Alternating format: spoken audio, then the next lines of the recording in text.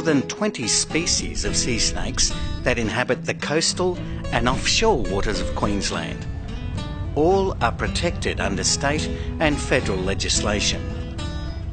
It's rumoured that sea snakes are unable to bite and inject their venom into humans because they either cannot open their mouths wide enough or because their teeth are too small or positioned at the back of the jaw.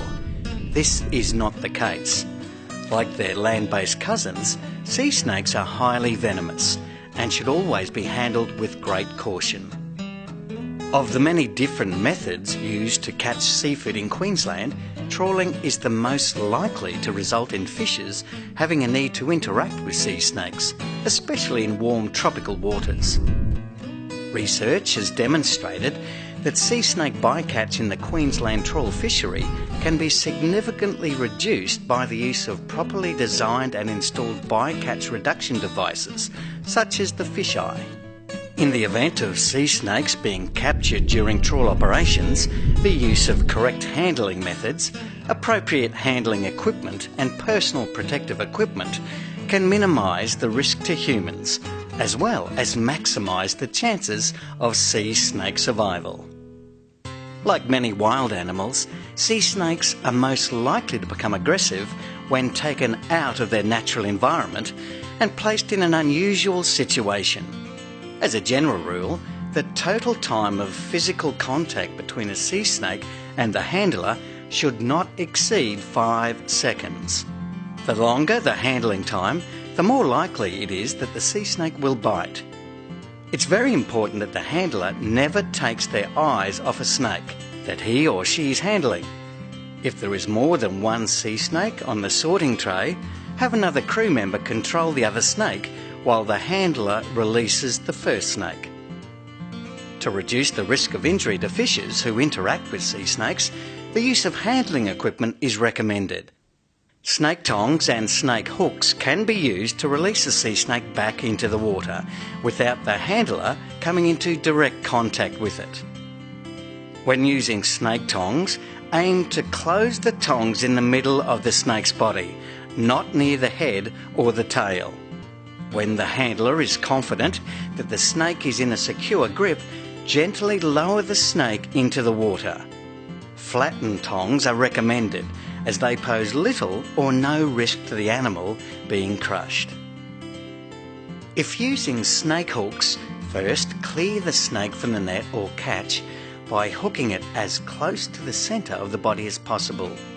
Next, using the snake hook, gently herd the animal towards the discard chute to be returned to the water. Alternatively, grip the sea snake about 1/3 of the length of the body from the tail.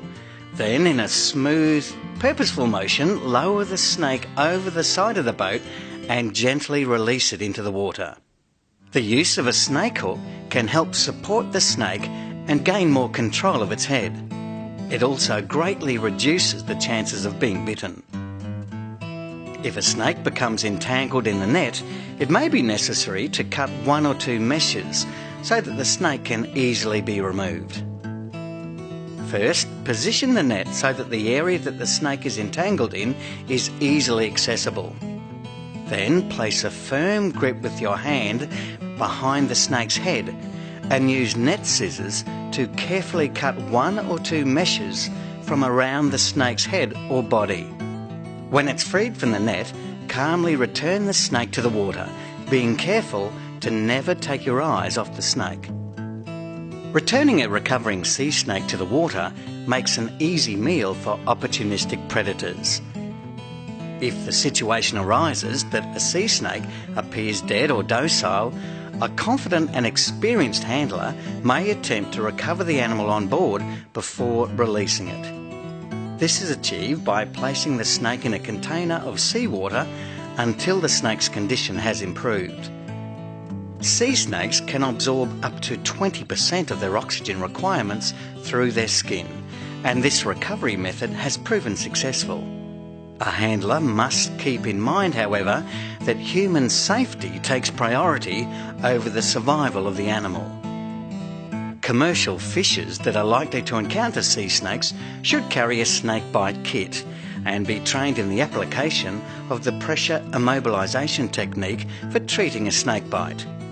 A snake bite kit should include at least one heavy compression bandage, a permanent marker, a triangular bandage, and a snakebite first aid instruction card. And remember, all snake bites should be treated as serious. Should a snake bite occur, seek professional medical assistance immediately.